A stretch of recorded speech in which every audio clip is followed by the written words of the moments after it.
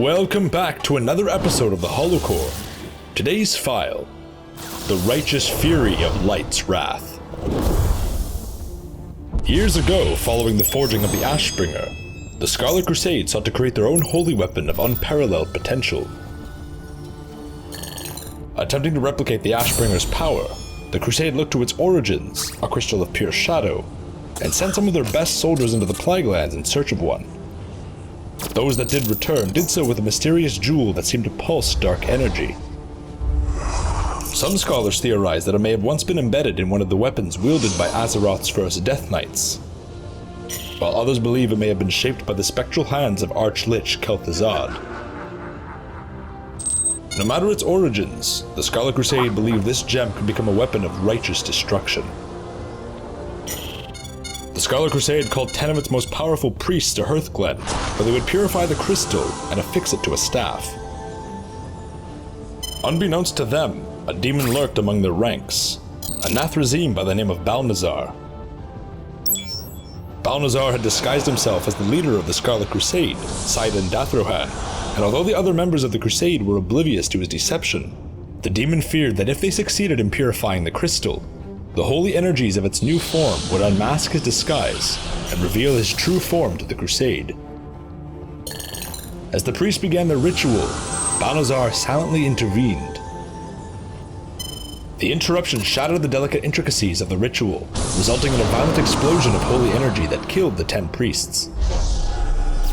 When the wave of holy energy had subsided, Balnazar discovered that the ritual had succeeded. The crystal was purified and had been affixed to the staff.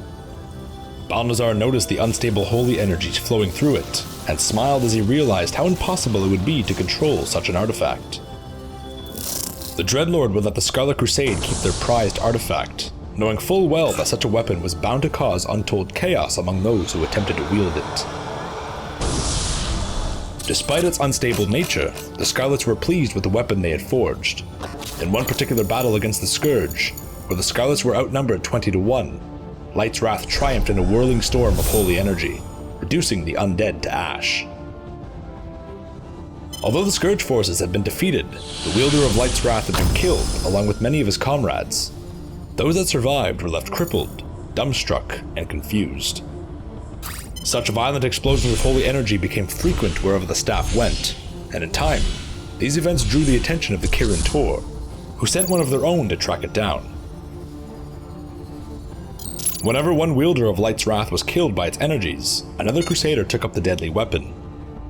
Each wielder would be forced to temper their discipline and focus while wielding the weapon, for only the strongest of willed could utilize its devastating power. Inevitably, the staff's wielders were bound to lose their focus while wielding the weapon.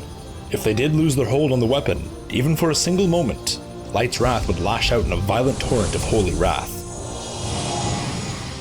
Light's wrath would pass from wielder to wielder over the years, with each one inevitably losing their grip on the weapon. Eventually, the staff would be tracked down by the Dark Riders of Karazhan, a group of mysterious figures who hunted artifacts of great power. When Aradin, one of the riders, reached out to seize the weapon, Light's wrath erupted in a blast of holy energy. The wave of holy energies drove the Dark Riders back to Karazhan, ending their hunt for the staff.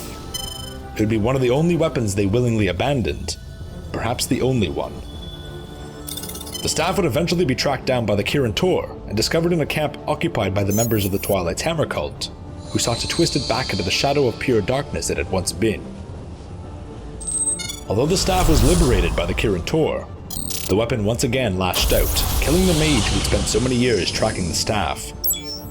The Kirin Tor agreed that Light's wrath was far too dangerous to keep among themselves. Several experienced mages would bind the staff with dampening runes and transport it to Northrend, where it would be locked away within the Nexus Vault and watched over by members of the Blue Dragonflight.